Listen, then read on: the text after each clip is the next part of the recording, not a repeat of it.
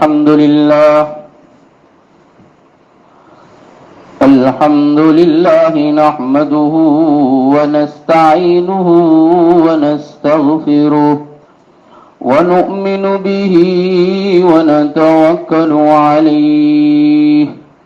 ونعوذ بالله من شرور أنفسنا ومن سيئات أعمالنا من يهده الله فلا مضل له ومن يضلله فلا هادي له ونشهد أن لا إله إلا الله وحده لا شريك له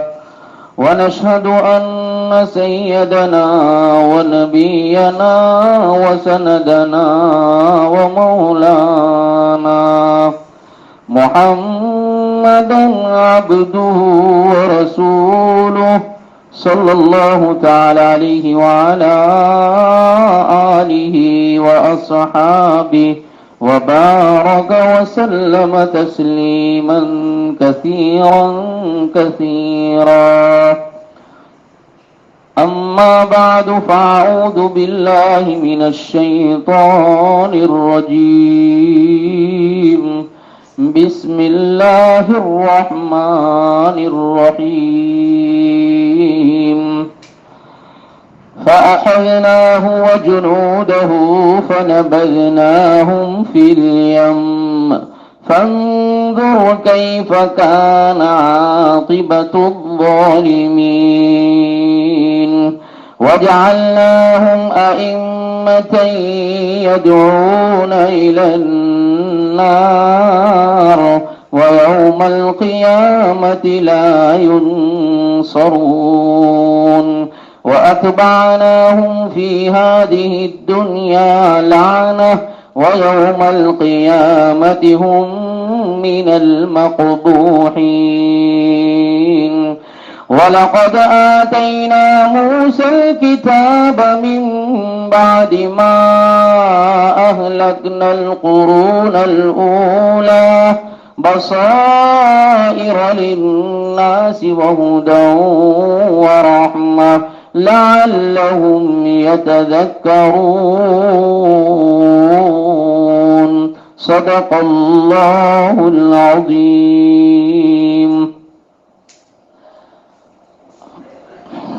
معزز سامعین کرام،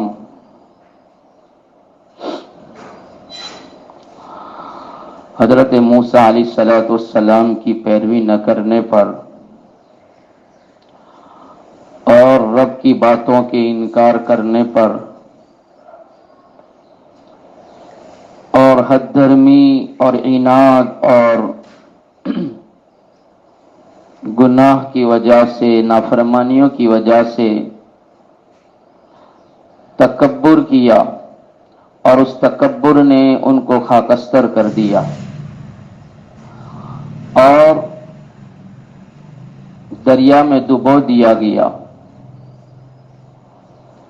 اور ہمیشہ کے لیے اس کو ایک عبرت بنا دیا گیا. اس کے بعد اللہ تبارک و تعالی فرماتے ہیں، او زمین پر رہنے والوں، فانظر، دیکھو، کیف کان عاقبۃ الظالمین، جب بھی ظلم نے سر اٹھایا ہے اور ظالمین عناد اور کبر اور عجب کی وجہ سے سینے تانے ہیں، تو ہم نے ظالمین کو پچھاڑا ہے اور ظالمین کی انجام کو آپ لوگوں کو ہم نے قرآن کے حوالے سے بتائے ہیں. پہلے بھی ایسا کیا، آج بھی کرتے ہیں اور سوف کے جانے تک، قیامت تک یہی قانون رہے گا کہ جو بھی ظلم کرے گا ظلم کی انتہا آئے گی اور ظالم کو نیست و نابود کیا جائے گا. مفسرین فرماتے ہیں فانظر کیف کان عاقبۃ الظالمین، فرعون جیسا انجام اس سے پہلے ہم نے نمرود کا بھی کیا ہے. جس کی طرف ہم نے پیغمبر کی حیثیت سے ابراہیم کو بھیجا تھا، اور ابراہیم نے بھی اس کو بہت سمجھایا۔ کلیم سے پہلے خلیل آئے تھے، اور خلیل نے بھی اس کو بہت سمجھایا تھا۔ اس کے پاس بھی ایسا ہی تھا جیسا کہ فرعون کے پاس تھا، اور وہ بھی ایسی ہی عجب کی اور کبر کی اور تکبر کی باتیں کرتا تھا جیسے فرعون کرتا تھا۔ حالانکہ ابو داؤد شریف کی روایت ہے، ابن ماجہ کی روایت ہے، جس کے راوی حضرت ابو ہریرہ رضی اللہ عنہ ہے، فرماتے ہیں کہ نبی کریم صلی اللہ علیہ وسلم نے ارشاد فرمایا کہ اللہ فرماتا ہے، جس کو حدیث قدسی کہا جاتا ہے، کہ اللہ فرماتا ہے کہ تکبر میری چادر ہے اور عظمت میری ازار ہے۔ بزرگی، عظمت یعنی بزرگی میری ازار ہے اور تکبر میری چادر ہے۔ چادر اوپر پہنی جاتی ہے، ازار نیچے پہنی جاتی ہے۔ فرمایا عظمتیں اور بزرگیاں بھی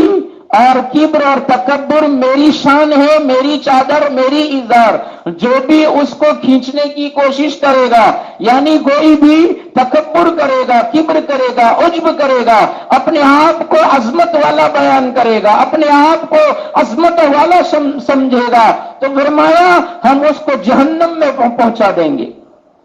اور ایک تیسری روایت میں فرمایا گیا کہ اللہ فرماتا ہے کبر میری چادر ہے، اور جو اس کو کھینچنے کی کوشش کرے گا میں اس کو ہلاک کر دوں گا، میں اس کو ختم کر دوں گا، یہ اللہ فرماتا ہے۔ تو موسیٰ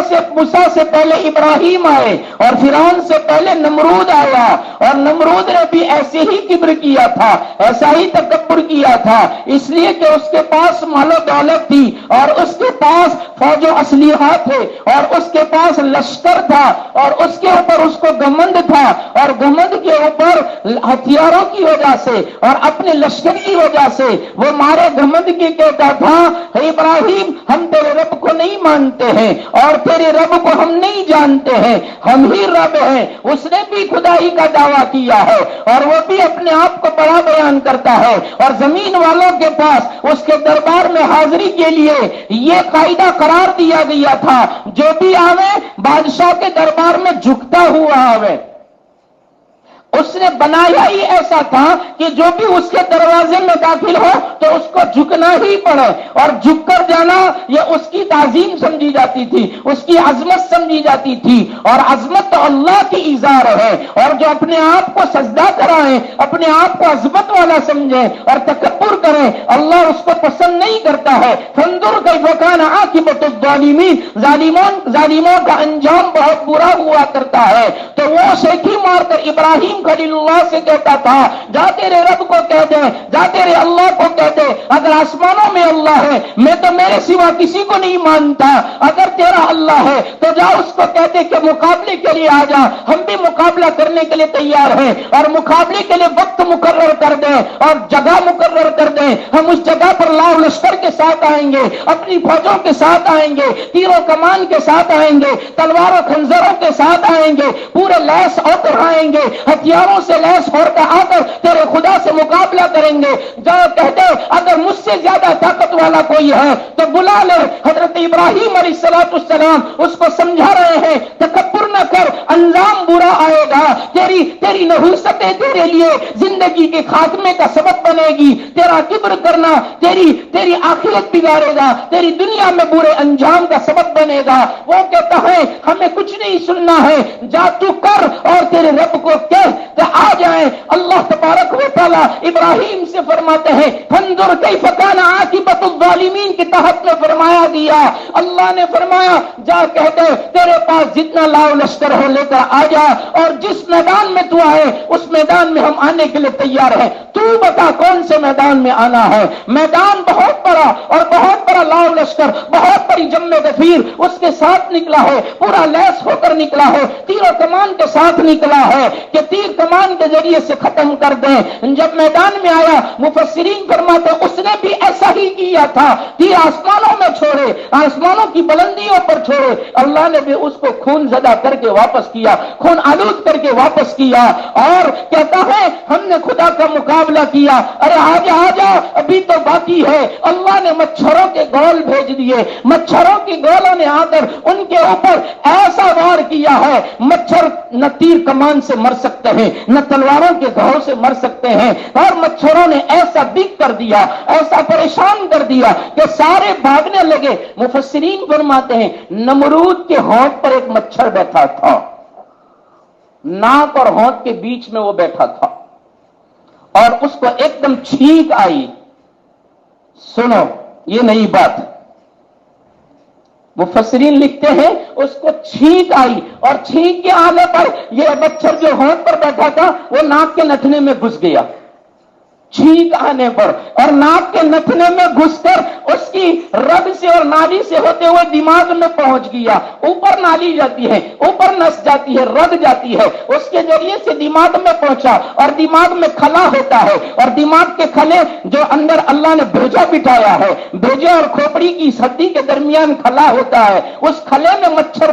پیوست ہو گیا, گھس گیا اور اندر سرایت کر کے اندر جا کر اب وہ اندر سے اپنا خوراک مہیا کر رہا ہے اور اس کے سر میں درد اٹھتا ہے. اس لیے کہ اللہ نے دماغ کو بنایا ہی ایسا ہے, اس میں ذرہ برابر, رتی برابر بھی اگر کچرا آ جائے, رتی برابر بھی اگر خلل آ جائے تو سر میں درد ہوتا ہے. ذرا سا پانی بھی اندر بھر جائے تو سر میں چکر آنے لگتے ہیں. ذرا سی بھی نس میں دباؤ آ جائے جس کو کہتے ہیں نس دب گئی, ذرا سا بھی دباؤ بھی آتا ہے, دبتا ہے تو بھی سر میں درد ہونے لگتا ہے, چکرانے لگتا ہے. یہ مچھر گیا, اب سر چکرانے لگا, درد شروع ہوا. طبیبوں کو بلایا گیا, طبیبوں نے کہا اس کا علاج یہ ہے کہ اس کے سر پر جوتے لگائے جائیں. 400 سال تک اللہ نے اس کو جوتے کھلوائے, 400 سال تک. اور اس نے جو دروازہ بنایا تھا نا, جس دروازے پر جھک کر آنے کا قانون ہو گیا تھا, اس دروازے پر اس نے جوتے لٹکائے ہیں. جو بھی آئے 10 وہاں سے جوتے لے کر آئے اور 10 جوتے لگائیں. یہ اس کا ادب ہوگا. جو جھکوا کر داخل کرتا تھا, فانظر کیف کان عاقبۃ الظالمین, اللہ ظالموں کا انجام بہت برا کرتا ہے. اب وہی لوگ ہیں, وہی لشکر ہیں, وہی ریت ہیں. اب قانون بن گیا, دروازے میں جو بھی داخل ہو وہ دروازے پر جوتے لٹکائے ہیں. جوتے لٹکائے جاتے تھے. اگر 15 آدمی ہیں تو 15 جوتے وہاں سے لیں اور 15 آدمی آ کر 10 جوتے مارے. ایسے جوتے اللہ نے اتنا ذلیل کر دیا کہ 400 سال تک اللہ نے اس کو جوتے کھلوائے اور 400 سال جوتے کھلوانے کے بعد اللہ نے اس کے دماغ ہی کو پھاڑ دیا اور پھاڑ کر اس کا انجام برا کر دیا. فانظر کیف کان عاقبۃ الظالمین. اللہ نے پہلے بھی ایسا کیا, نمرود کے بعد فرعون کے بعد جتنے بھی آئے اور جنہوں نے بھی تکبر کیا ایسا ہی انجام ہوا. نبی کریم صلی اللہ علیہ وسلم کا زمانہ آیا, نبی کریم صلی اللہ علیہ وسلم کے زمانے میں جن لوگوں نے ظلم کیا اور ظلم کی انتہا پر پہنچ گئے اور ظلم کرنے میں بے باک ہو گئے اور ان کی بے باکی اس حد تک پہنچ گئی کہ نبی کو اپنا وطن چھوڑنا پڑا. اتنا ظلم کر دیا. بعض لوگوں کا تو صبح ہی نبی کے ستانے سے اور رات کا اندھیرا بھی نبی کو ستانے سے, کوئی کام دھندا نہیں کرتے تھے. صرف ان کا کام دھندا تھا محمد بن عبداللہ محمد الرسول اللہ صلی اللہ علیہ وسلم کو ستانا, ان کو تکلیف پہنچانا, ان پر ظلم کرنا, ان پر تشدد کرنا, ان کے اوپر جبر کرنا, یہی مشغلہ تھا.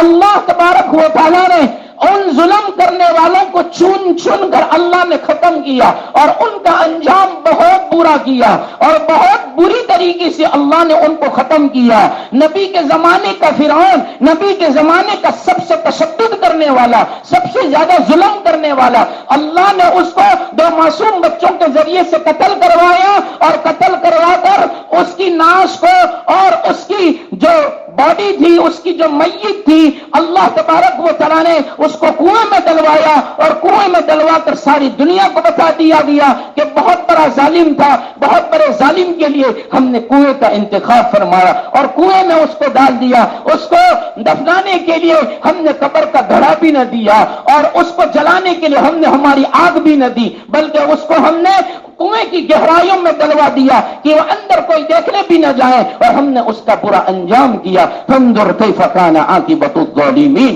ظالمین کا انجام بہت برا ہوتا ہے. پھر آگے اللہ تبارک و تعالیٰ فرما رہے ہیں وَجَعَلْنَاهُمْ أَئِمَّةً يَدْعُونَ إِلَى النَّارِ،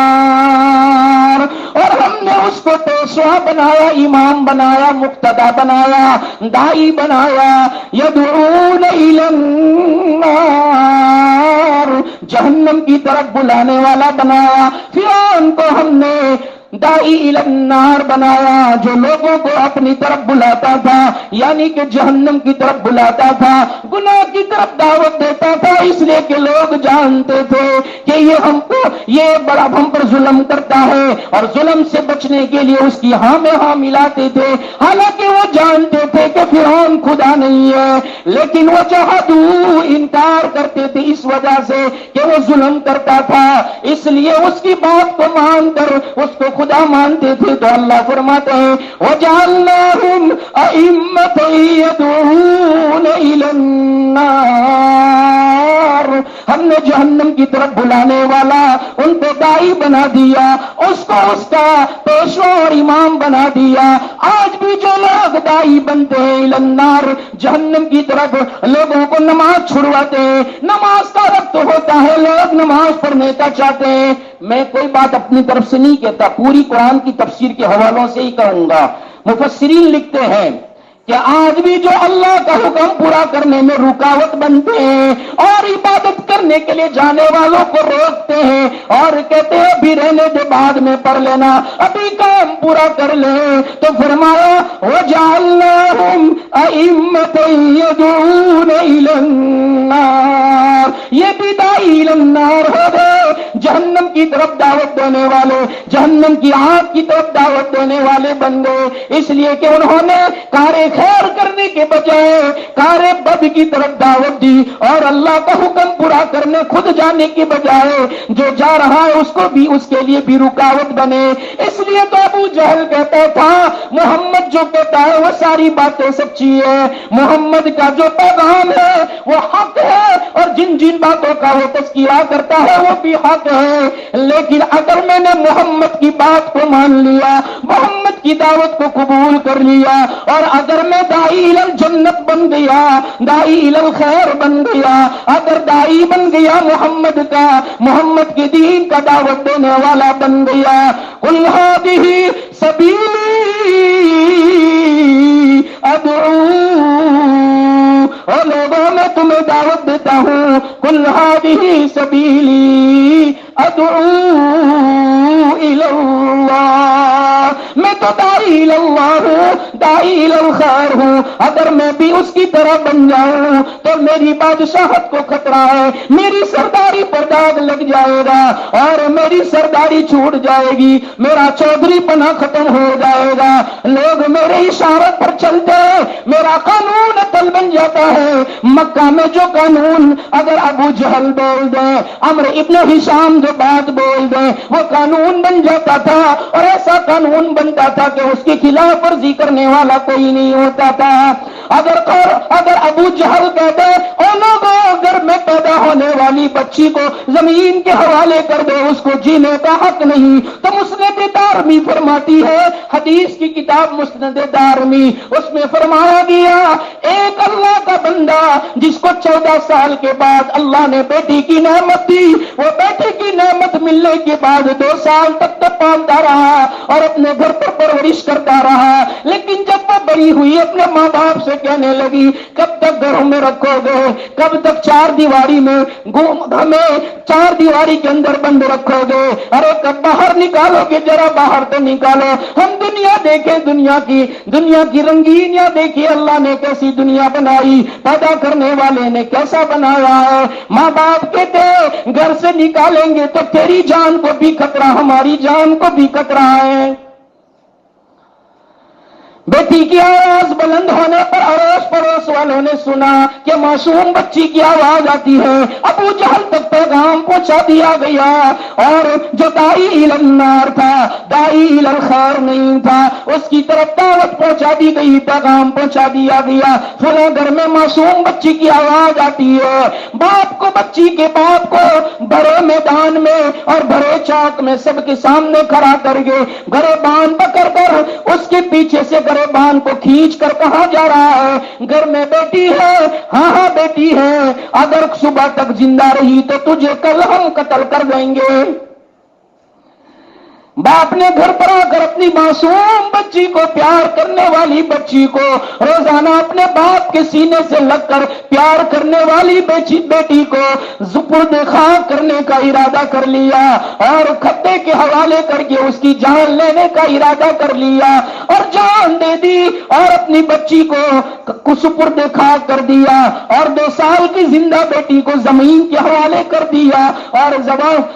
زمین کے حوالے کر کے گھر آیا اور اپنی بیوی سے کہا ہم نے بیٹی کو ختم کر دیا۔ کیوں ایسا کیا؟ تجھے نہیں معلوم کہ قانون ابو جہل کا ہے، اور جو قانون ابو جہل کا توڑتا ہے اس کی زندگی کی رگیں ہی توڑ دی جاتی ہیں، اور اس کو جینے کے لیے سانس اکھاڑ دیے جاتے ہیں، اس لیے ہم نے یہ کر دیا۔ لیکن ہمیں بیٹی یاد آتی ہے، رات کو سوتے ہو تو سپنے میں آتی ہے، اور آ کر کہتی ہے پا میرا قصور کیا تھا؟ تجھ کو قیامت میں میرے بارے میں پوچھا جائے گا، میرے بارے میں سوال ہوگا، بِأَيِّ ذَنبٍ قُتِلَتْ، کس جرم میں قتل کیا گیا؟ معصوم بچیاں سوال کرے گی۔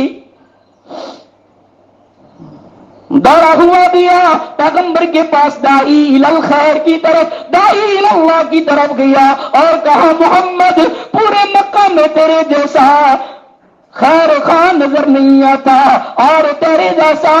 ظلم کے خلاف آواز اٹھانے والا نہیں آتا، اور ظلم کو سہنے والا بھی نظر نہیں آتا۔ اب میں اس ارادے سے آیا ہوں کہ میری اس مصیبت کو دور کرنے کے لیے پورے مکہ میں تیرے جیسا آدمی کوئی نظر نہیں آتا، بتانا ہم نے سنا ہے کہ تو داعی الی اللہ ہے، تو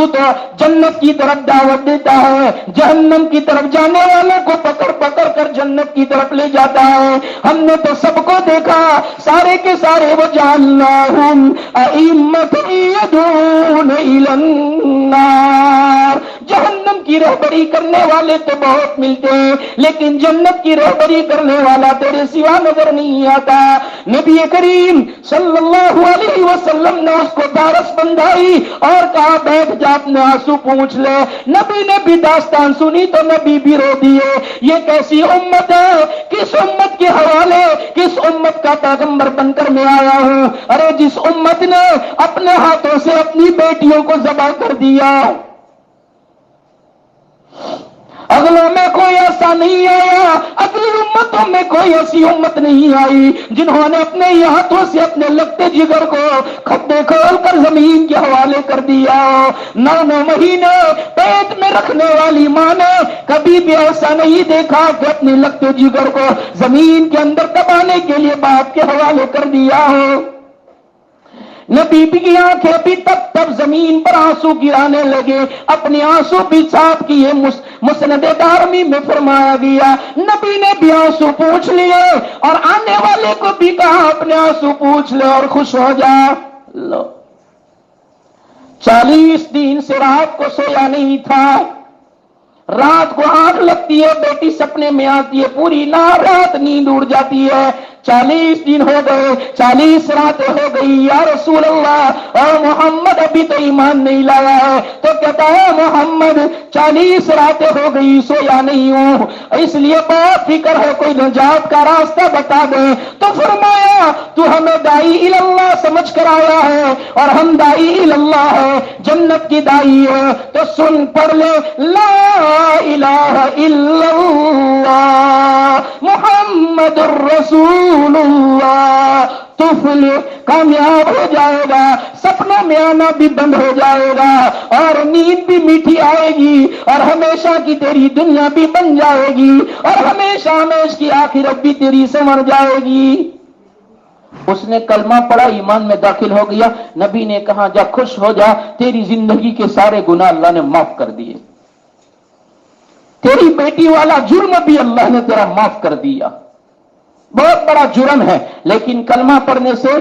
کفر کی حالت کے سارے گناہ اللہ معاف کر دیتا ہے۔ جا تو نے ہمیں داعی الی الخیر سمجھا ہے، داعی الی اللہ ہے ہم، اور دعوت دیتے اللہ کی طرف، تو ہم تجھے دعوت دیتے، تو نے ہماری دعوت کو قبول کیا، ہم دعوت الی الخیر ہیں، اور وہ لوگ دعوت الی النار ہے، جہنم کی طرف دعوت دینے والے ہیں۔ صاحب معالم العرفان لکھتے ہیں کہ ابن عربی نے لکھا ہے، ابن عربی کے حوالے سے معالم العرفان میں لکھا کہ انسان جو اعمال کرتا ہے وہ اعمال کو اللہ جزائے عمل میں تبدیل کرے گا، اس عمل کو اللہ جزا میں چیز بنا دے گا۔ اگر گناہ والے نافرمانی والے کام کیے ہیں تو اس کی جزا میں ان اعمال کو اللہ تبارک و تعالی سانپ کی صورت دے گا، بچھو کی صورت دے گا، درندے کی صورت دے گا، اور وہ سانپ بچھو درندے کی شکلیں اس کو کاٹے گی، اس کو ڈسے گی، اور اس کے اعمال ہی ہوں گے، اعمال بد جو کیے تھے، جو گناہ کیے تھے، جو نافرمانیاں کی تھی، اس کو اللہ تبارک و تعالیٰ صورتیں دے دے گا جزا کے طور پر، کہ بدلے میں انہی اعمال کو اللہ نے ساتھ بچھو درندوں کی شکلیں دے دی، اور بعضوں کو اللہ ان کی اعمال کو آگ کی شکل دے دے گا، اور آگ کی شکل دے کر ان کے اوپر مسلط کر دے گا، اور وہ آگ ان کے اوپر مسلط ہو جائے گی، اور وہ آگ ان کو جلائے گی۔ یہ کیا ہے؟ یہ آگ کیسی؟ تو کہا جائے گا یہ آگ تمہارے ہی اعمال ہے، ان اعمال کو ہم نے آگ کی شکل دے دی ہے۔ اور انسان جو اعمال حسنہ کرتا ہے، اچھے اعمال کرتا ہے، ان اعمال کو ہم صورت دیتے ہیں، کہیں تو باغات کی صورت دیتے ہیں، کہیں پھل و پھول کی صورت دیتے ہیں، کہیں حور و غلمان کی صورت دیتے ہیں، اور ان اعمال کو ان کا بدلہ اور ان کی جزا اس صورت میں کر دیتے ہیں کہ بعضوں کو باغات کی شکل میں دیتے ہیں، بعضوں کو پھل پھول کی شکل میں دیتے ہیں، جیسے اعمال ایسا بدلہ دیا جاتا ہے، حور و غلمان کی شکل میں اللہ تبارک و تعالی بدلہ دیتا ہے۔ اس لیے ترمذی شریف کی روایت معالم العرفان نے درج کی ہے کہ نبی کریم صلی اللہ علیہ وسلم نے فرمایا کہ جو ایمان والا سبحان اللہ کہتا ہے، اور سبحان اللہ کہنے میں خشیت بھی ہو، اللہ سے ڈرتا ہوا سبحان اللہ کہتا ہو، ایک تو چلتے چلتے سبحان اللہ سبحان اللہ سبحان اللہ، باتیں بھی کرتا ہے سبحان اللہ بھی پڑھتا ہے، تسبیح بھی پڑھتا ہے، تعلیم بھی سنتا ہے، تسبیح بھی پڑھتا ہے، تفسیر بھی سنتا ہے، دو کام ایک ساتھ نہیں ہوتے۔ تفسیر تعلیم سنو تو تسبیح بند کر دو، تسبیح پڑھو تو تعلیم سننا بند کر دو، کوئی ایک عمل کرو دھیان توجہ کے ساتھ۔ تو فرمایا جو سبحان اللہ کہیں، ترمذی شریف کی روایت، اور پوری خشیت کے ساتھ اللہ کو حاضر ناظر رکھ کر، اللہ کے ڈر کے ساتھ، اللہ کو اندر بسا کر کے، اللہ کے خوف کے ساتھ، اللہ کے دھیان کے ساتھ، اور اس کے اندر اخلاص بھی ہو، صرف اللہ کے لیے کرتا ہو۔ کوئی مجھے تسبیح پڑھتا ہوا دیکھیں، یہ دل و دماغ میں اس کا صائبہ بھی نہ ہو اور اس کا واہمہ بھی نہ ہو، صرف اللہ کے لیے کرتا ہو، تو خلوص للہیت اور تقوی کے ساتھ سبحان اللہ کہتا ہے، اللہ اس کے ایک سبحان اللہ کہنے پر جنت میں اللہ ایک درخت لگاتا ہے، کہ سبحان اللہ کو درخت کی شکل دے دیتا ہے، کہ اس کا بدلہ اللہ نے درخت دے دیا، اور جنت کے اندر جتنی مرتبہ تسبیح پڑھے گا خلوص کے ساتھ، للہیت کے ساتھ، تقوی کے ساتھ، اللہ اتنے ہی درخت جنت میں لگاتا جائے گا۔ یہ اس کی اعمال کو اللہ تبارک و تعالی جزا میں بدل دیتے ہیں۔ یہ حضرت ابن عربی نے لکھا ہے، جس کو معالم العرفان نے درج کیا ہے۔ فرمایا فرعون کو ہم نے داعی الی النار بنایا، اور دنیا کے اندر ہم نے اس کا یہ انجام کیا، اور آخرت کے اندر وَيَوْمَ الْقِيَامَةِ لَا يُنصَرُونَ، اور قیامت میں ان کا کوئی مددگار نہ ہوگا، نہ ان کا لاؤ لشکر ان کی مدد کر سکے گا، نہ ان کے کنبہ قبیلے والے مدد کر سکتے ہیں، نہ ان کے حواری اور ان کے کارکنان دربار ان کی کوئی حمایت کر سکتے ہیں، کوئی مدد نہیں کر سکتا ہے، نہ ان کے پاس سے ان کی جان کو بچانے کا فدیہ قبول کیا جا سکے گا۔ یا ایھا الذین آمنوا انفقوا مما رزقناکم من قبل ان یأتی یوم لا بیع فیہ ولا خلۃ ولا شفاعہ، اور لوگوں خرچ کر لو اس سے پہلے، اللہ کہتا ہے خرچ کر لو اس سے پہلے کہ جس دن تمہارا بے و شرا کرنا، خرید و فروخت کرنا، تمہارا مال دولت، تمہارے خزانے، تمہارا بینک بیلنس، تمہارا جمع کیا ہوا جس کو گن گن کر رکھتے تھے، کسی محتاج کو نہیں دیتے تھے، زکات نہیں نکالتے تھے، صدقہ نہیں نکالتے تھے، کوئی آتا تھا تو اس کو گھر پر اس کو نکال دیتے تھے، اس پر خفا ہوتے تھے، آنکھ بگاڑتے تھے، چہرہ بگاڑتے تھے، پیشانی پر بل پڑتا تھا اور چہرے کے اوپر اداسی آتی تھی، یہ سارا کرتے تھے۔ اس سے پہلے یہ کرنا چھوڑ کر خرچ کرنا سیکھ جاؤ، اللہ کے لیے لگانے والے بن جاؤ، کہ جس دن تمہارا خرید و فروخت، لین دین، تمہاری تجارت، تمہارا مال اور تمہارا دوست تمہارے کوئی کام نہ آئے گا۔ خلت کہتے ہیں دوست کو، اور شفا کسی کی بلامر، کہ یہاں تو کسی کی پہچان ہے، اس کا جیب لگا دیا، اس کی پہچان کا حوالہ دے دیا، یا اس نے فون کر دیا تو فرمایا کام بن جاتا ہے۔ اللہ کہتا ہے ہماری کسی سے کوئی رشتہ داری نہیں ہے، ہمارا کسی سے کوئی تعلق نہیں ہے، ہمارے پاس تو سب برابر ہیں۔ اس لیے اس وقت کوئی سفارش کرنے والے کی سفارش، کسی بلامر کرنے والے کی بلامر کام نہیں آئے گی۔ اس سے پہلے اپنے آپ کو اللہ کے حوالے کر دو، ورنہ وَيَوْمَ الْقِيَامَةِ لَا يُنصَرُونَ، قیامت کے دن کوئی کسی کی مدد نہیں کرے گا، کوئی لاؤ لشکر بھی کام نہیں آئے گا، یہ آخرت کا انجام ہوگا۔ اور پھر اللہ آگے فرماتا ہے وَأَتْبَعْنَاهُمْ فِي هَذِهِ الدُّنْيَا لَعْنَةً، اور ایسے ظالموں کو ہم نے دنیا میں لعنت کا سبب بنا دیا، ان کے پیچھے لعنت کو ہم نے دنیا میں چھوڑ دیا، یعنی ان کے مر جانے کے بعد بھی لوگ ان کو یاد کرتے ہیں، لیکن کیسے؟ برائی کے ساتھ یاد کرتے ہیں۔ فرعون کو مرے ہوئے ہزاروں سال گزر گئے، لیکن آج تک اس کو کوئی اچھے نام سے یاد نہیں کرتا ہے۔ برائی کی مثال دینا ہو تو اس کی دی جاتی ہے، دعوت الی النار کی مثال دینا ہو تو اس کی مثال بیان کی جاتی ہے۔ ایک لطیفہ کہ ایک جماعت جا کر آئی تو کارگزاری پوچھی تو ایک دادا کھڑے ہوئے اور کہا کہ امیر صاحب فرعون جیسا بھی تھا لیکن ہم کو 40 دن بہت کام لگا، پورے 40 دن فرعون ہمیں کام لگا۔ تو پوچھا کیسے؟ تو کہا کہ جب بھی ہم بیان کرنے بیٹھے فرعون ہی کو لیا ہے، فرعون ہی کی مثال دی ہے، تو پورے 40 دن فرعون ہی کے ذریعے سے ہم نے لوگوں کو ڈرایا ہے۔ تو اللہ یہی فرماتا ہے، اگرچہ لطیفہ ہے لیکن حقیقت یہی ہے کہ اللہ تبارک و تعالیٰ دنیا میں ان کے لیے لعنت کو چھوڑ دیتا ہے۔ جب بھی لعنت کی بات آتی ہے تو اللہ تبارک و تعالیٰ بندوں کے دلوں میں یہی بات ڈالتے ہیں کہ وہ فرعون ہی کی مثال دیتے ہیں کہ فرعون ایسا تھا، فرعون ظالم تھا، فرعون نے اللہ کی نافرمانی کی، خدائی کا دعویٰ کیا۔ اللہ کہتے ہیں ہم نے دنیا میں ان کے لیے لعنت کو چھوڑ دیا پیچھے، اور قیامت میں کیا ہوگا؟ وَيَوْمَ الْقِيَامَةِ هُمْ مِنَ الْمَقْبُوحِينَ، اور قیامت میں ہم نے ان کے اوپر قباحت کو لازم کر دیا ہے۔ قباحت کا معنی عبداللہ ابن عباس رضی اللہ تعالیٰ عنہ فرماتے ہیں اللہ تبارک و تعالیٰ قیامت میں ان کے چہروں کو کالا کر دے گا اور ان کی آنکھوں کو نیلا کر دے گا، ان کے چہرے ہی بدل دیے جائیں گے۔ جو دنیا میں دعوت الی النار بنتے ہیں، لوگوں کو گناہ کی طرف لے جاتے ہیں، ایسوں کی اللہ قیامت کے دن چہروں کو کالا کر دے گا اور ان کی آنکھوں کو نیلی کر دے گا، ایک دم نیلی نیلی آنکھیں کر دے گا،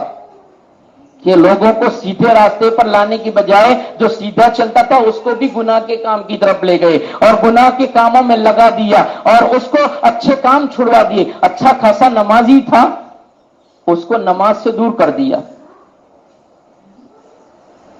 بعض لوگ نمازی کو تانا دیتے ہیں ایسا کہ جس کی وجہ سے وہ نماز چھوڑ دیتا ہے۔ بیچارہ مسجد میں آیا تو کہہ دیا تمہیں مسجد میلی، تمہیں مسجد آتا تھا گیا، تو پھر دوسری نماز سے وہ غائب ہو گیا۔ پوچھا کیوں نہیں آتے؟ کہ مسجد آویے تو بدا اوکیت کہ تمہیں مسجد میلی تینا کرو آوین نہ تو اس کی مسجد سے دور ہونے کا ذریعہ میری زبان بنی کہ میں نے اس کو ایسے کہا، اس لیے اس نے نماز چھوڑ دی، مسجد میں آنا چھوڑ دیا۔ تو دعوت الی الخیر بنے، دعوت الی الجنہ بنے، داعی الی اللہ بنے، داعی الی الجہنم نہ بنے اور داعی الی النار نہ بنے، بلکہ ہم تو اللہ کے نبی کی امت ہیں، اس لیے قیامت میں ہم مقبولین میں نہ بنے بلکہ ہم اللہ تبارک و تعالی مقبولین میں بنے۔ اس لیے ہم مقبولین میں بنیں گے تو فرمایا چہرے سیاہ کر دیے جائیں گے اور قباحت لازم کر دی جائے جائے گی، برائی کا سکہ لگ جائے گا، یہ برے لوگ ہیں، ان کو برے ہونے کی وجہ سے جہنم میں پھینک دو۔ فرما دیا جہنمی لوگ جہنم میں ان لوگوں کو دیکھیں گے جو دنیا میں اچھے کہلاتے تھے اور مقبول کہلاتے تھے، اچھے کہلاتے تھے، اور جہنمی لوگ پوچھیں گے تم یہاں کیسے آ گئے ہو؟ اور جنتی بازے جنت میں سے ان جہنمیوں کو دیکھیں گے تو وہ جنت میں سے کہیں گے ارے تمہاری وجہ سے تو ہم جنت میں پہنچے، تمہاری دعوت دینے کی وجہ سے تو ہم نمازی بنے، تمہاری دعوت دینے کی وجہ سے تو ہم زکات نکالنے والے بنے، ہم نے زکاتیں نکالی، سالوں زکاتیں نہیں دی تھی، حساب کر کے ہمیں اللہ کا خوف پیدا ہوا، ہم نے سالوں کی زکاتیں نکال کر کے لوگوں میں تقسیم کی، ہم نے روزے چھوڑے تھے اس کی قضائیں کی، اور ہم نے اس کے فدیے بھی دیے، اس کے کفارے بھی دیے، ہم نے یہ سب کچھ کیا جس کی وجہ سے ہم جنت میں پہنچے، اور تم جہنم میں کیسے پہنچ گئے؟ تو کہیں گی کہ ہم تمہیں نماز کا حکم تو دیتے تھے لیکن ہم خود نماز نہیں پڑھتے تھے۔ قالوا لم نکن من المصلین، آپ کو تو نماز کی دعوت دی لیکن ہم نمازی نہ بنے، ہم نے نماز چھوڑی اور آپ کو نماز کی دعوت دی، ہم نے زکات نہ دی اور آپ کو زکات کی دعوت دی، ہم نے روزے نہ رکھے آپ کو روزے کی دعوت دی، ہماری دعوت کی وجہ سے آپ سیدھے راہ پر آ گئے لیکن ہم نے نہ کیا، جس کی وجہ سے ہم کو جہنم میں پھینک دیا گیا،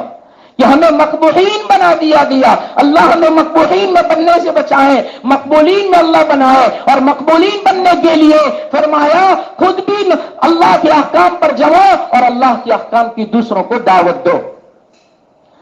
یہاں تک فرعون کو غرق کرنے اور اس کے ختم کرنے تک کی، اور قیامت میں اس کے ساتھ کیا کیا جائے گا اس کی داستان سنانے کے بعد آگے اللہ تبارک و تعالی حضرت موسیٰ علیہ السلام کو جو کتاب دے رہے ہیں، تورات دے رہے ہیں، اس کا تذکرہ فرما رہے ہیں، اور تورات کیسی کتاب ہے، اور اس کے ساتھ ساتھ نبی کریم صلی اللہ علیہ وسلم کی نبوت کی دلیلیں بھی دی ہے، اور اس لیے دی ہے کہ جتنے بھی انبیاء آئے ہیں اس میں حضرت موسیٰ اور نبی کریم صلی اللہ علیہ وسلم کے اندر قدریں چیزیں ایسی ہیں جو یکساں ہیں، برابر ہیں۔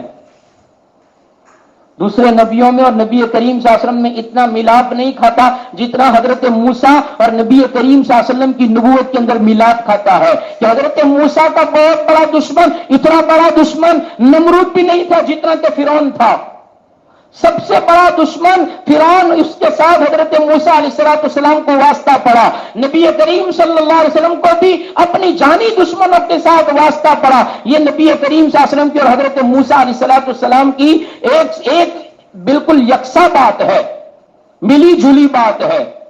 اسی طریقے سے حضرت موسیٰ علیہ السلام کو کتاب دی گئی، نبی کریم صلی اللہ علیہ وسلم کو بھی کتاب دی گئی، اور تورات دی گئی۔ سب سے پہلے کتاب اگر اتری ہے کتاب کی شکل میں تو تورات ہے، صحیفے اترے ہیں اس سے پہلے، ابراہیم پر آدم پر وہ صحیفے تھے، لیکن کتاب کی شکل میں اگر کوئی اتری ہے تو سب سے پہلے حضرت موسیٰ پر اتری ہے، اور نبی کریم صلی اللہ علیہ وسلم کو بھی قرآن دیا گیا۔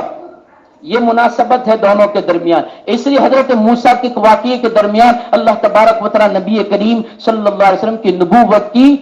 دلیل لائے ہیں، اور نبی کریم صلی اللہ علیہ وسلم کی نبوت کو ثابت کیا ہے۔ جتنی بھی کتابیں اتری سب سے پہلا نمبر اگرچہ قرآن کریم اخیر میں اترا لیکن سب سے پہلا نمبر قرآن کریم کا ہے، اس کے بعد تورات کا ہے، اس کے بعد انجیل کا ہے، اور اس کے بعد زبور کا ہے۔ حالانکہ تورات کے بعد زبور اتری ہے، اور زبور کے بعد انجیل اتری، اور انجیل کے بعد قرآن اترا ہے، لیکن پہلا نمبر قرآن کا، دوسرا تورات کا، تیسرا انجیل کا، اور چوتھا زبور کا ہے۔ یہ مناسبت ہے، اس لیے اللہ تبارک و تعالیٰ بیچ میں نبی کریم صلی اللہ علیہ وسلم کی نبوت کے دلائل لائے ہیں، اور حضرت موسیٰ کی امت اور نبی کریم صلی اللہ علیہ وسلم کی امت میں بھی مناسبت بہت ساری چیزوں میں ہے، اس لیے نبی کریم صلی اللہ علیہ وسلم کی امت اور موسیٰ علیہ السلام کی امت بنی اسرائیل، ان دونوں کے درمیان بھی بہت سارے اعمال میں، بہت ساری کاموں میں مناسبت ہے، اس لیے ان کے ساتھ ان کی مثال دی جاتی ہے کہ بنی اسرائیل کو جیسے کاوڑ کچھ کرنے کی عادت تھی، امت محمدیہ بھی ایسی ہی ہے، کسی بھی بات کو ماننے کا جذبہ ان کے اندر نہیں تھا، امت محمدیہ میں بھی ماننے کا جذبہ نہیں ہے، ایک بات پر ہزاروں سوال کھڑی کر ہوتی تھی، امت محمدیہ بھی اتنی بات پر اتنے سوالات کھڑی کرتی ہے۔ جو چیز ضروری ہے اس کو ماننے کے بجائے جو نہیں ضروری ہے اس کے پیچھے پڑ جاتے ہیں، جیسا کہ امت محمد کیا کرتی ہے، فرائض کو چھوڑ کر نوافل کے پیچھے پڑ گئی، فرائض کو چھوڑ کر وظائف کے پیچھے پڑ گئی، جو ضروری تھا اس کو چھوڑ دیا، غسل کے فرائض نہیں سمجھے اور نہیں سیکھے، اور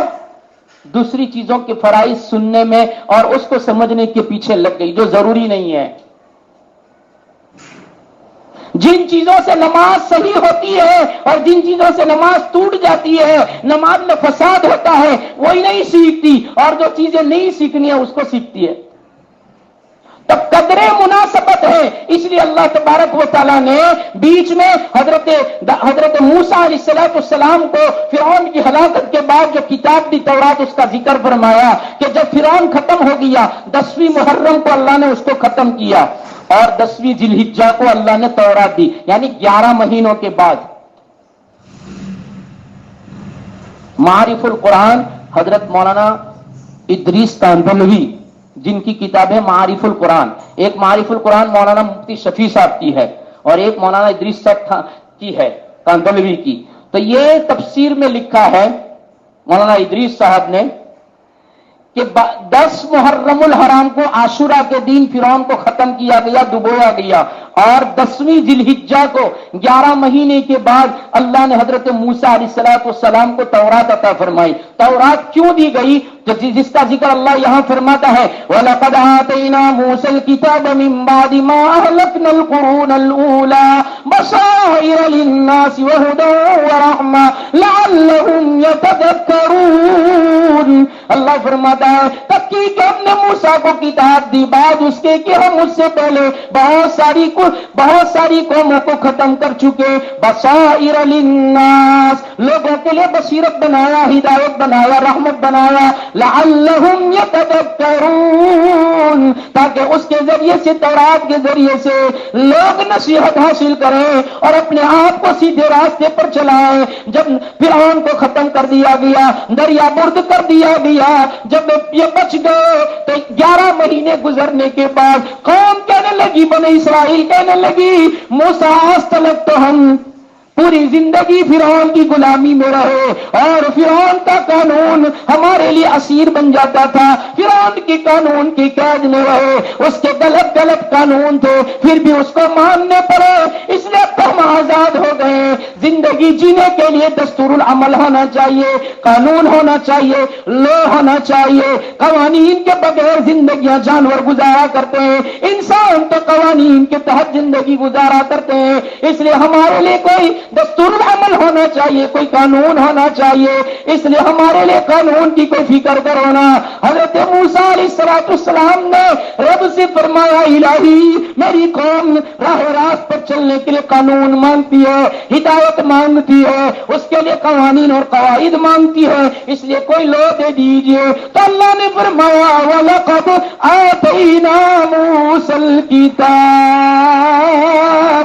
موسیٰ ہم تجھے کتاب دیں گے۔ تورات کا معنی ہی لو کے ہوتے ہیں، قانون کے ہوتے ہیں، ہم تجھے قانون دیں گے، دستور العمل دیں گے، لیکن آجا طور کی بلندیوں پر، آجا تو سینا کے اوپر آجا، اور طور سینا پر بلا کر، کوہ طور پر بلا کر اللہ نے فرمایا اے موسیٰ 40 دن تک تجھے اعتکاف کرنا پڑے گا۔ لو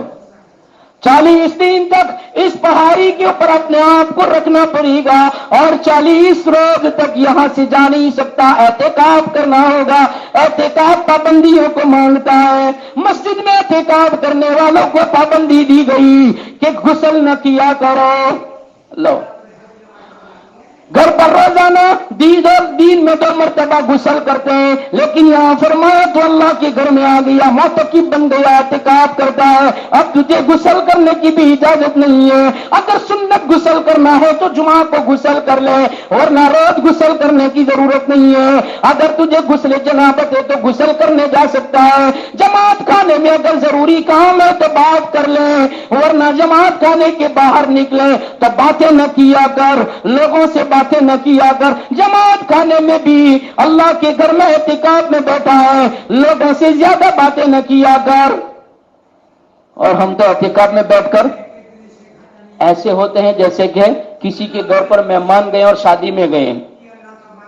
50 آدمیوں کا ٹولہ ہے, کھانے کی دعوتیں ہو رہی ہے, باہر سے کھانے منگوا کر دعوتیں کی جا رہی ہے, اور سارے بیٹھے ہوئے ہیں, ایران تران کی باتیں ہو رہی ہے, معتکفین بھی باتیں کرتے ہیں, ساتھ میں ساتھ دینے والے ساتھی بھی باتیں کرنے آئے ہیں. نہ اس کی رات کی عبادت میں جان پڑتی ہے, نہ دین کے روزے میں حلاوتیں ملتی ہے.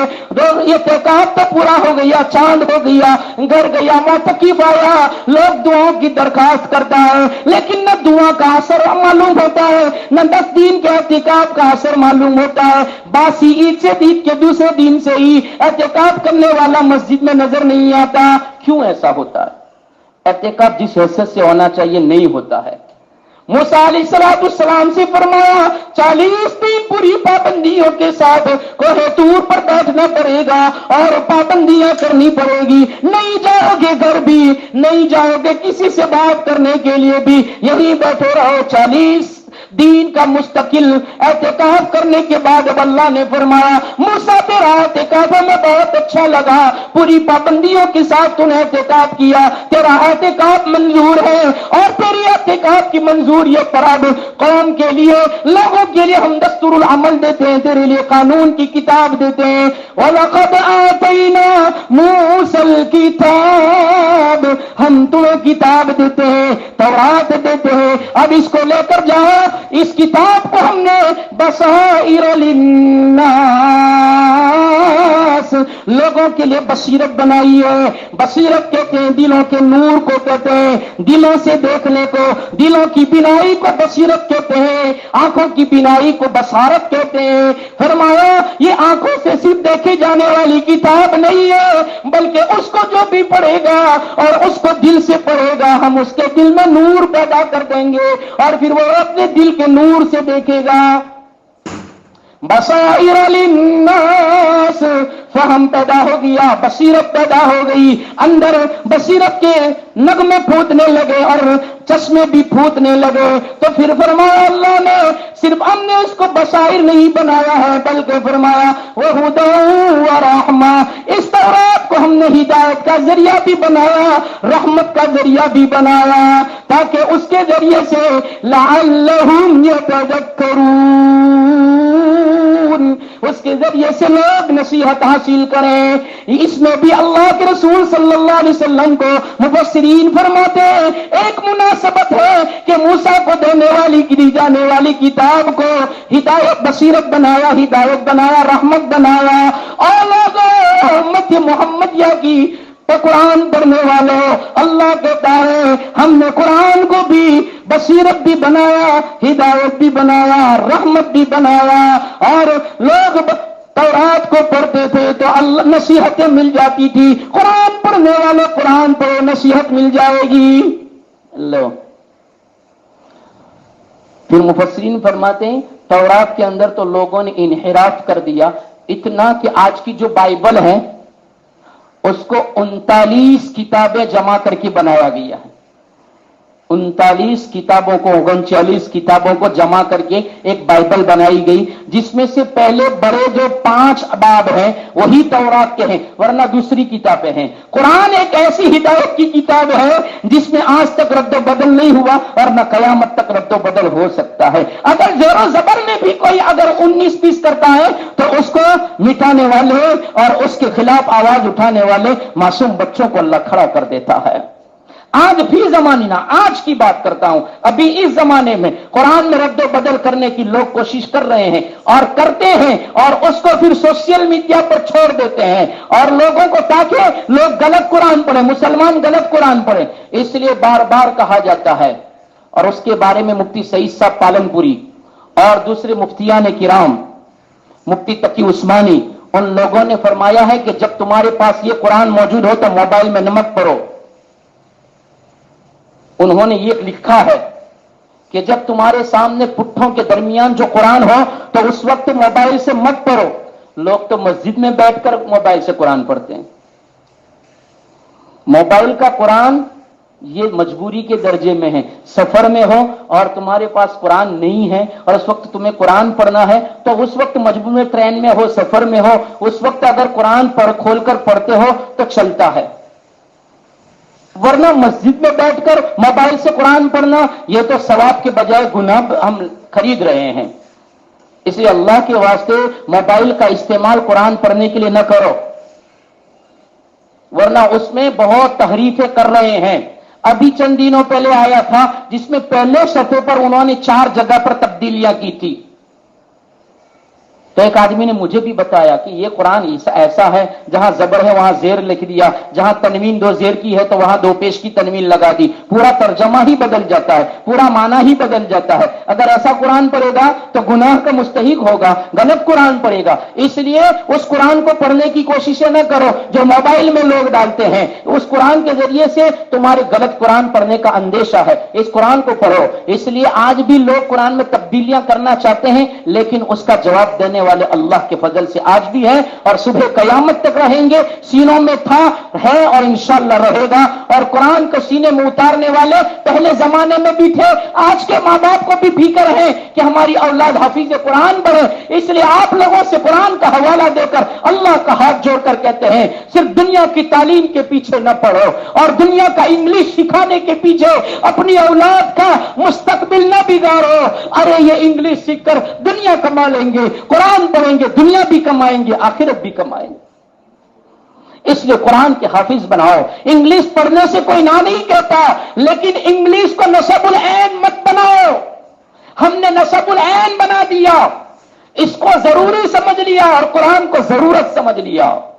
قرآن ضروری ہے اور دنیا کے فنون ضرورت ہے اور ضرورت پوری کرنے کے لیے ہوتی ہے, اور جو ضروری ہوتا ہے وہ ہمیشہ کے لیے ہوا کرتا ہے. اس لیے اپنے اولاد کو قرآن کا حافظ بناؤ, ورنہ دنیا پاک میں دشمن تاک لگائے ہیں کہ بصیرت والی کتاب ان کے سینوں میں نہ رہے, یہ ہدایت والی کتاب ان کے گھروں کی الماریوں میں صرف گرد غبار کے اندر رہے. وہ لوگ چاہتے ہیں, لوگوں ہم نہیں جانتے, ہم تو سمجھتے ہیں ہم دینداری والی بستی میں ہیں. اور لوگوں یہ امت اس حد تک پہنچ گئی ہے کہ جس قرآن کو اللہ نے ہدایت والا رحمت والا بنایا تھا اس کی رحمتوں سے امت دور ہو گئی, اس کی رحمتوں سے امت محروم ہو گئی. امت نے قرآن کو پڑھنا چھوڑ دیا. رمضان جیسے مقدس مہینے میں بھی قرآن پڑھنے والے ڈھونڈنے سے بھی بہت کم ملتے ہیں. زمانہ تھا جب رمضان آتی تھی تو ریال اور یہ پتلے بھی کم پڑتے تھے, اور رمضان میں در و دیوار کو دیکھو قرآن کی آوازوں سے گونجتی تھی, مسجد قرآن سے گونجتی تھی, گھر قرآن سے گونجتے تھے. اب قرآن نہ مسجد میں سنائی دیتا ہے نہ گھروں میں سنائی دیتا ہے. موبائل کی آوازیں اور موبائل کے گانے اور موبائل کے نغمے, موبائل کی سریلیاں آج بھی سنائی دیتی ہے, گھر گھر میں سنائی دیتی ہے, در در پر سنائی دیتی ہے, اور مسجدوں میں بھی موبائل کی آوازیں سنائی دیتی ہے. لوگوں معاف کرنا, میں کھول کر اس لیے بولتا ہوں کہ قرآن ہدایت والی کتاب ہے. جس کتاب کو اللہ نے تورات کو بصیرت والی بنایا تھا, ہدایت والی بنایا تھا, رحمت والی بنایا تھا, ان میں قوم نے انحراف کر دیا تو تورات کے نام و نشان مٹا دیے. اور قرآن والوں, اگر قرآن نہ پڑھو گے تو ہمارا انجام کیا ہوگا؟ مسجد میں تراویح میں قرآن پڑھا جا رہا ہے, 22واں پارا 23واں پارا آج پورا ہو جائے گا, اور لوگ ہفتے کے بعد قرآن سننا مانگیں گے پھر بھی نہیں ملے گا. قرآن سننے کے لیے تڑپیں گے پھر بھی 11 مہینے تک نہیں سن سکے. کس نے کون جانتا ہے کہ آئندہ رمضان کو زندہ رہیں گے؟ قرآن سننے کو جی نہیں کرتا, پیچھے بیٹھ کر موبائل سے کھیلتے ہیں, موبائل کے پیچھے لگے ہوئے ہیں. اللہ کے گھر میں بیٹھ کر,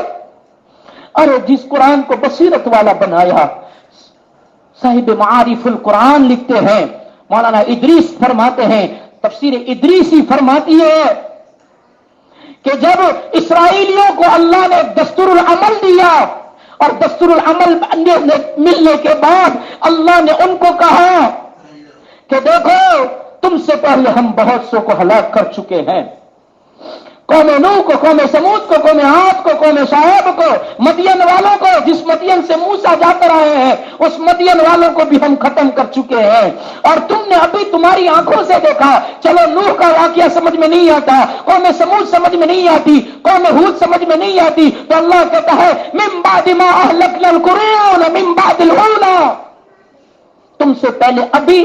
11 مہینے پہلے ہم نے فرعون کو ختم کیا ہے، فرعونیوں کو ختم کیا ہے، تم کو بچایا ہے، بحر کلزوم کے تھاپے مارتے ہوئے سمندر سے ہم نے 12 راستے کر کے تمہیں نکالا صحیح سلامت، اور ان کو تمہاری آنکھوں کے سامنے ڈبویا ہے، اور ان کی جانیں ہم نے لے لی ہے، ان کو غرق کر دیا ہے، اچھال کر ہم نے باہر پھینک دیا ہے، زمین نے بھی ابتر کر دیا، ہم نے اتنا دکھایا۔ یاد رکھو اگر بصیرت والی تورات پر، ہدایت والی تورات پر، رحمت والی تورات پر اگر نصیحت حاصل نہ کی تو یاد رکھو تمہارا بھی وہی انجام ہوگا۔ اس کے بعد عجیب داستانیں لکھی ہے اسی آیت کے تحت میں، انشاءاللہ زندگی باقی رہے تو آئندہ کل سنیں گے کہ اللہ تبارک و تعالیٰ نے کیسی ہدایت، رحمت اور بصیرت بنایا تھا۔ اللہ تبارک و تعالیٰ ہم سب کو ان نعمتوں کی قدر کرنے کی توفیق عطا فرمائے۔ بسم اللہ الرحمن الرحیم۔ سبحان اللہ وبحمدہ سبحان اللہ العظیم، الحمد للہ حمدا کثیرا طیبا مبارکا فیہ، اللهم صل على محمد وعلى آل سيدنا محمد وبارك وسلم، اللهم نور قلوبنا بالقرآن وزين أخلاقنا بالقرآن وادخلنا الجنة بالقرآن ونجنا من النار بالقرآن۔ اے اللہ قرآن کے ذریعے سے ہمارے دلوں کو منور کر دیجئے، اللہم نور قلوبنا بالقرآن وزین اخلاقنا بالقرآن، یا اللہ قرآن کے ذریعے سے ہمارے اخلاق اور عادات کو سنوار دیجئے، وادخلنا الجنت بالقرآن، یا اللہ قرآن کے ذریعے سے ہمیں جنت میں داخل کر دیجئے، ونجنا من النار بالقرآن، یا اللہ قرآن کے ذریعے سے ہمیں جہنم کی آگ سے بچا لیجئے، یا مقلب القلوب ثبت قلوبنا علی دینک، اے دلوں کو ثابت قدمی دینے والے، اے دلوں کو ثبات دینے والے، ہمارے دلوں کو یا اللہ دین کی طرف پھیر دیجئے اور ثبات دے دیجئے، دین پر جما دیجئے، دین پر استقامت دے دیجئے، ویا مصرف القلوب صرف قلوبنا الی طاعتک، اور دلوں کو پھیرنے والے رب ہمارے دلوں کو آپ کی اطاعت کی طرف پھیر دیجئے۔ دنیا کی چیزوں کی اطاعت کرتے کرتے یا اللہ ہم قبر کے قریب پہنچ گئے، یا اللہ نفس و شیطان کی اطاعت کرتے کرتے زندگیاں پوری ہو گئی، مولا نفس و شیطان کی اطاعتوں سے نکال کر، اس کے قید سے نکال کر، نفس و شیطان کے ہتھ کنڈوں سے نکال کر یا اللہ آپ کی اطاعت دے دیجئے، آپ کی طرف لا دیجئے، آپ کے حکموں کی اطاعت دے دیجئے، اے اللہ فرما برداری دے دیجئے، حکم و دولیہ جو ہی اس کو معاف کر دیجئے۔ مغفرت کے اشرے کے 2 ہی دن باقی ہے مولا، اے اللہ دیکھتے دکھاتے 18 روزے ہو گئے، رحمت کا عشرہ بھی پورا ہوا، مغفرت کا عشرہ بھی پورا ہونے کو ہے، مغفرت کے فیصلے فرما دیجئے یا اللہ، پورے مجمع کی مغفرت فرما دیجئے، اے اللہ گھروں میں بیٹھ کر سننے والی ماں بہنوں کی یا اللہ ان کی بھی مغفرت فرما دیجئے، اے اللہ جو کسی مجبوریوں کی وجہ سے نہیں بیٹھ سکے ہیں، نہیں قرآن سن سکتے ہیں، یا اللہ ان کو بھی قرآن کے سننے کا شوق عطا فرمائیے، اور مولا ان کی بھی مغفرت فرمائیے، امت کے ہر فرد کی، ہر مرد و زن کی یا اللہ مغفرت فرما دیجئے، قرآن کے سننے سنانے کا شوق عطا فرمائیے، یا اللہ قرآن کی باتوں کو، قرآن کے معنی کو، قرآن کی تفسیر کو سننے سنانے کا جذبہ عطا فرمائیے، یا اللہ ایک تو دیکھ کر قرآن پڑھ لینا اور ایک سمجھ کر قرآن پڑھنا بہت بڑا فرق ہے، یا اللہ ہمیں قرآن کا فہم دے دیجئے، یا اللہ قرآن کی سمجھ دے دیجئے، قرآن سمجھا دیجئے، اے اللہ علوم میں ترقی عطا فرمائیے، عجب سے بچائیے، تکبر سے بچائیے، یا اللہ شوخی مارنے سے بچائیے، تواضع عاجزی انکساری نصیب فرمائیے، خاک ساری آپ کو پسند ہے، یا اللہ ہمارے اندر خاک ساری پیدا فرمائیے، یا اللہ عاجزی نمرتا نصیب فرما دیجئے، اے اللہ مرحومین کی مغفرت فرما دیجئے، یا اللہ بیماروں کو شفاء کلیہ دے دیجئے۔ آپ جانتے ہیں کس کو کیا بیماری ہے،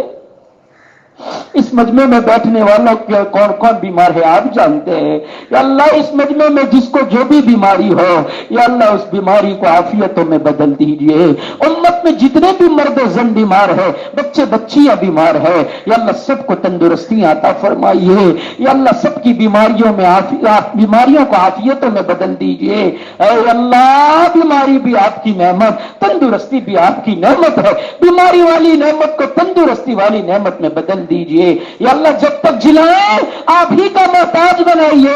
آپ کے سوا کسی کا محتاج نہ بنائیے۔ اے اللہ جب موت آئے کل میں ایمان کے ساتھ کسی کا محتاج نہ بناتے ہوئے اپنے پاس بلا لیجئے، یا اللہ خاتمہ بالخیر فرمائیے، سوء خاتمے سے پوری پوری حفاظت فرمائیے۔ اے اللہ امت کی پریشانیاں دور فرما دیجئے، قید و بند میں جو لوگ پڑے ہوئے یا اللہ رہائی کے اسباب پیدا فرمائیے، یا اللہ بہت دکھی ہے لوگ، بہت دکھی ہے، اے دکھیاروں کے دکھ کو سننے والے اور دور کرنے والے رب ان کو رہائی دے کر دکھوں سے چھٹکارا دے دیجئے، ظالموں کو ہدایت دے دیجئے، یا اللہ دنیا آخرت کی ہمیں کامیابیاں دے دیجئے۔ دعاؤں کو اپنے فضل سے نبی کریم صلی اللہ علیہ وسلم کے صدقے طفیل میں قبول فرمائیے، وصلی اللہ علی النبی الکریم برحمتک یا ارحم الراحمین۔